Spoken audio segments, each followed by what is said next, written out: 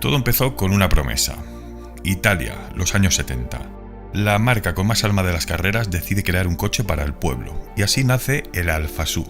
Motor boxer, tracción delantera, diseño atractivo y una conducción que ciertamente enamoraba. Y además sonaba bien. Sonaba bien hasta que empezaban a aparecer las manchas de óxido. Y no en el techo tras 20 años, sino en los pasos de rueda con apenas unos meses de vida.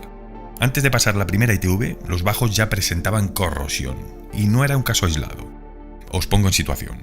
La reciente fábrica de Alfa Romeo de Pomigliano de Arco, elegida por motivos políticos más que técnicos para producir el Alfa Sud, venía sufriendo huelgas constantes, procesos caóticos y una notable falta de control de calidad. El acero no era ruso, como se especuló 1000 veces durante años. Eso fue una de las primeras leyendas urbanas precisamente en torno a esta marca. Pero sí que se almacenaba la intemperie, sin protección, sin imprimación, y entonces gran parte del material se oxidaba antes incluso de entrar a la cabina de pintura. Y así es como aquel Alfa Sud primario, aquel origen, se convierte en sinónimo de corrosión. Y con él precisamente se empezó a forjar la leyenda negra de Alfa Romeo. A eso se le sumaron otros síntomas, acabados mediocres, plásticos que crujían, piezas mal ajustadas. Bueno, algo tipiquísimo por ejemplo de los coches británicos de la época, pero a estos no se lo echaban tanto en cara. En los años 80, modelos como el Giulietta, el Alfetta o el 33 no escaparon del deterioro de imagen. Y la prensa, por supuesto, no perdonaba. Cualquier fallo de Alfa Romeo era un gran titular. Porque en aquel entonces, Alfa Romeo había dejado de ser solo una marca para convertirse en un chiste recurrente de talleres y de bares. ¿Era justo esto o simplemente fue el comienzo de una historia mal contada? Bienvenidos familia, hoy vamos a desmontar una de las leyendas de cuñado más legendarias de nuestro país. La leyenda de que los Alfa Romeo eran coches muy malos y muy problemáticos. Estoy seguro de que cuando acabe este vídeo, muchos de vosotros o la mayoría vais a ver a Alfa Romeo con otros ojos.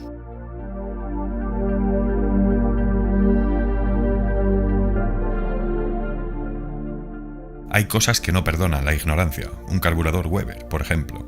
En los 70 abrir el capó de un Alfa Romeo era como entrar en una iglesia pagana. Lo primero que veías eran esas trompetas gemelas de aluminio bruñido. Los Weber DCOE, 2 cuerpos horizontales, respiración directa y una respuesta brutal. Eran carburadores pensados para correr, no para pasear. Así pensó siempre Alfa, precisamente. Y el problema no era el carburador, sino quién lo tocaba. En talleres de toda Europa, mecánicos bien intencionados pero sin información especializada afrontaban estos carburadores como quien se enfrenta a un enigma sin clave. Sin vacuómetros, sin bancos de ajuste y sin siquiera conocer el principio de Bernoulli, se guiaban por el oído, por intuición o por suerte. Si cuela, cuela, ¿no? El resultado, pues era un coche que tosía, petardeaba, bebía gasolina sin medida, como una pantera perdida en la noche. Y ante todo ese desconcierto, pues toda la culpa siempre caía, por supuesto, sobre Alfa Romeo. Y ahora vamos a hacer memoria. ¿De verdad los Alfa eran los únicos coches que daban problemas, que daban guerra? Nadie recuerda las fugas eléctricas del Citroën BX, las cerraduras que se quedaban bloqueadas de los Renault 14 o los carburadores también problemáticos del Escort MK2. Todos fallaban, todos los vehículos, pero no todos fueron convertidos en caricatura. Cuando fallaba un Opel era un fallo. Bueno, sin más, no pasa nada. Cuando fallaba un Alfa era un error garrafal de marca. Aquí se reía Leo Harlem, se reían los anuncios, se reían los vecinos. La leyenda negra ya tenía vida propia y así se fue sembrando un mito. Que si no se podía carburar, que si consumían demasiado, que si eran un infierno mecánico. Mentiras. Lo que realmente eran los Alfa es vehículos exigentes, como todo lo que está vivo. Un Weber bien ajustado podía darte el cielo en tercera. Pero si lo tocabas sin saber, te arrastraba al purgatorio del ralentí inestable, de los pistoneos y de las toses. Como si la propia mecánica se rebelara por orgullo herido. Y ese orgullo nunca se lo perdonaron. A ver, cuando un coche no funciona correctamente se suele culpar a la máquina en sí, ¿no? Pero pocas veces miramos al otro lado del espejo, al sistema que lo sostiene, al engranaje invisible que debería hacer que todo funcione correctamente. En España precisamente, durante los años 70 y los 80, el servicio postventa de Alfa Romeo era cuanto menos un laberinto con poca luz, o ninguna. Pocos talleres oficiales, escasa información técnica y una red de concesionarios limitada con mecánicos que a menudo dependían más de la experiencia autodidacta que de una formación sólida. El resultado fue que muchos propietarios de Alfa Romeo se encontraron en un callejón sin salida. Un motor exquisito, pero en manos ciegas. Carburadores delicados que requerían ajustes finos, pero sin los instrumentos necesarios. y sistemas eléctricos sensibles, pero sin protocolos claros de diagnóstico. La tecnología más avanzada de la época, como los carburadores Weber de doble cuerpo, requerían, como os he dicho, ajustes muy finos y precisos. Vacuómetros, bancos de pruebas, conocimientos profundos, y nada de eso estaba al alcance del mecánico medio, y mucho menos del aficionado que intentaba reparar o ajustar esto en su garaje. Después, muy importante, fijaros, la propia Alfa Romeo recomendaba un cuidado especial de sus motores. Por ejemplo, usar bujías de platino para mantener la combustión estable, mantener también el motor alto de vueltas para evitar la descarburación y además un mantenimiento riguroso y preventivo. Pero esta disciplina no era ni popular ni sencilla. El usuario medio pisaba el acelerador con miedo, más atento al consumo que al motor. Ignoraban el manual, ignoraban los consejos, la lógica y claro, luego se preguntaban por qué el coche tosía. Al final era la marca quien pagaba las consecuencias. Otro factor no menos importante, bueno, casi el más importante, era el uso de gasolina sin plomo, que no fue una moda ni un capricho italiano. En España justo esta práctica tardó en instaurarse, y esa moda no solo dañó la mecánica de muchos Alfa Romeo, sino que a su vez erosionó su reputación técnica. Y amigos míos, no entender estos detalles tan claros es pasar por alto algunas de las causas más reales y más vitales detrás de la leyenda negra de la marca. Y aquí llegamos a otro punto clave, porque, joder, parece que se alinearon los astros para enterrar a Alfa. La gestión interna, eso tampoco ayudó, ni mucho menos. Tras la absorción por parte de Fiat, Alfa perdió inversión en red y los recambios originales se volvieron difíciles de conseguir. La marca aquí se quedó sola ante la tormenta, con un servicio postventa que no estaba a la altura, ni de lejos. No era la mecánica en sí, era el sistema que la rodeaba el que fallaba. Era como un precioso jardín que no se regaba, pero que por supuesto terminaba marchitándose. Y ese fallo sistemático también siguió alimentando al mito negro que aún pesaba sobre Alfa Romeo. Y ese mito negro no nació en los pistones, sino nació en los talleres y en las oficinas. Por eso, culpar solo a la mecánica es un error. Alfa fue una víctima de un sistema que no supo estar a la altura de su propia leyenda. Y esa brecha entre ingeniería y servicio es en gran medida la que alimentó su mala fama. Pero bueno, a ver, seamos realistas. Después de la tormenta llega la calma, o eso se supone. Aunque en Alfa Romeo, tras el Alfa Sud, la calma nunca fue sencilla, o nunca llegó, por así decirlo. El mito negro había calado demasiado profundo, y aunque la marca mejoró, los fantasmas no desaparecieron, ni mucho menos. Los modelos venideros como el Alfa 33 o el 75 ya no sufrían la corrosión galopante del Alfa Sud, pero eso no significaba tampoco que fueran perfectos. El óxido seguía acechando en puntos críticos, bajos, pasos de rueda, zonas de unión donde el agua se escondía, y a menudo esto pasaba por la falta de un tratamiento anticorrosión acorde a la competencia alemana o a la japonesa. Estaba lejos de ser la pesadilla de antaño del Alfa Sud, pero seguía presente como un problema recurrente que minaba la confianza. En esa época, ya estamos en los 80, finales de los 80, principios de los 90, los Alfa seguían estando sometidos a juicios muchísimo más severos y profundos que cualquier otra marca. Si un Alfa y un Citroën presentaban el mismo problema, por ejemplo, en el Alfa se multiplicaba, se magnificaba, se difundía socialmente como una plaga de prejuicios y, por supuesto, de ignorancia.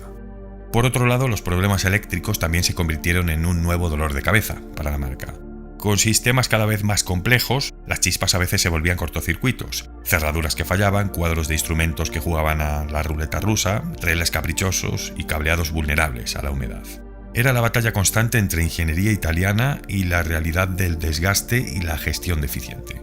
Y aquí, como veis, no se trata de negar los defectos, sino de entenderlos en su justa medida, sin la exageración del mito. Porque el Alfa Romeo, como en cualquier historia apasionada, la verdad es un camino sinuoso.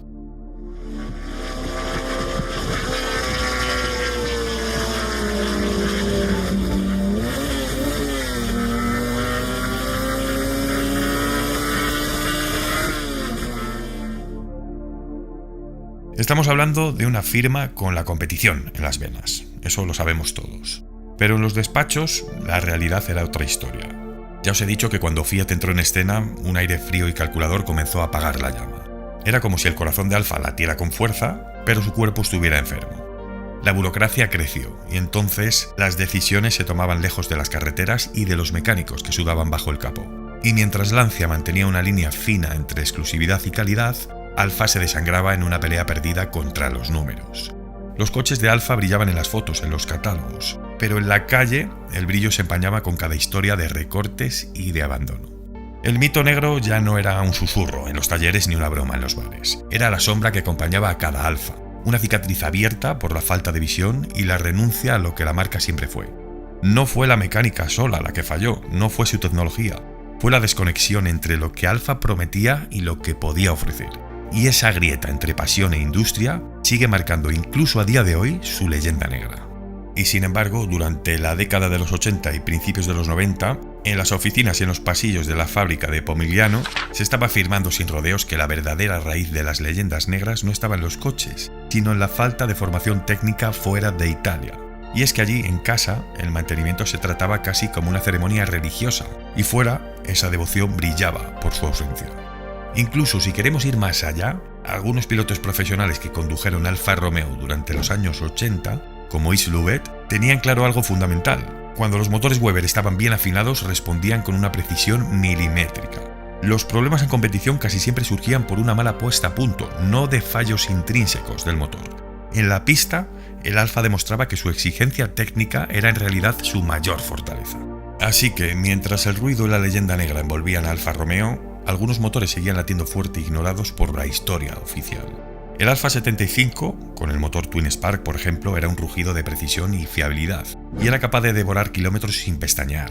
No era un simple coche, sino un guerrero incansable en un mundo de promesas rotas. El 164, que trabajó sin descanso como taxi de Roma y Milán.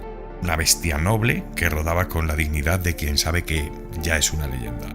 Y el Giulietta moderno, sin ir más lejos, casi sigiloso, demostró que la marca no solo podía resistir, sino renacer, recuperando el alma y la fiabilidad. Moraleja: los Alfa Romeo nunca fueron vehículos para cualquiera. Son vehículos para los que entienden que un coche es más que metal y piezas, es pasión, entrega y carácter. Así que la pregunta final queda en el aire. ¿Eran los Alfa Romeo problemáticos o simplemente demasiado vivos para una sociedad que no supo comprenderlos? Os leo a todos en los comentarios. Bueno, muchos de vosotros sabréis que yo soy un alfista nato. Bueno, nato no, ciertamente. Yo me hice alfista de corazón cuando me compré mi 156. Ahí sí que dije, esta marca tiene algo que no tienen las demás. Espero que os haya gustado. Es un vídeo polémico, es un vídeo que tenía muchas ganas de hacer porque llevamos muchos años cargando con estas leyendas, ¿no? Todavía hay gente que me pregunta si en comentarios si lo de el turbo del Renault 5 es real, si saltaba al reducir, por el amor de Dios. Entonces he dicho, se merece un vídeo Alfa Romeo, se merece justicia, al menos en este canal, y estoy seguro que la mayoría de vosotros, si no todos, estáis de acuerdo conmigo. Si os ha gustado el vídeo, dejadme un like, compartirlo y ahí os dejo cómo os podéis hacer miembros del canal, porque eso me está ayudando muchísimo. Estamos recopilando un montón de información, un montón de imágenes, un montón de libros para seguir trayéndoos el mejor contenido del motorsport clásico y del automovilismo en general. Muchísimas gracias a todos y nos vemos en el siguiente vídeo, a las 21:00.